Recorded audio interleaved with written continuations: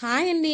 అందరూ ఎలా ఉన్నారు? ముందుగా అందరికీ శ్రీరామనవమి శుభాకాంక్షలండి. శ్రీరామనవమి అనగానే మీకు ముందుగా ఏం గుర్తొస్తుందో మాత్రం కామెంట్ సెక్షన్‌లో చెప్పండి. నాకైతే మాత్రం శ్రీరామనవమి అనగానే భద్రాచలం గుర్తొస్తదండి. ఆ సీతారాముల వారి కళ్యాణం ముచ్చటగా ఉంటుంది కదా! టీవీలో అయినా చూసి తరిస్తాం మాట డైరెక్ట్‌గా వెళ్ళలేకపోయినా కానీ.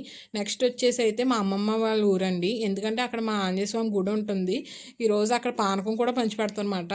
ఆ స్వామివారిని దర్శించుకుని చాలా లాస్ట్ టైం మా అమ్మమ్మకి హెల్త్ బాగాలేదన్నప్పుడే వెళ్ళానండి ఆంజనేయ స్వామి గుడికి. మళ్ళీ తిరిగి వెళ్ళాలంటే నాకు తెలిసి కార్తీక మాసం వనభోజనాలు రావాలి. అప్పుడు మావే పిలుస్తాడు కదా! అప్పుడు అయితే వెళ్తాను. అప్పుడు మీకు కూడా వీడియో తీసి అయితే చూపించేస్తాను. ఇంక ఈ రోజుకి వచ్చేసరికి మార్నింగ్ లేసి హెడ్ బాత్ అయి చేసి కన్నయ్య కూడా రెడీ చేసి నామాలయం పెట్టానండి. చాలా ముద్దుగా ఉన్నాడు. ఇంకా దండం పెట్టేసుకున్నాకైతే రామాలయం స్టార్ట్ అయిపోయామండి. వెళ్ళి రామాలయంలో దండం అయితే పెట్టేసుకున్నాం కొబ్బరికాయ కొట్టి.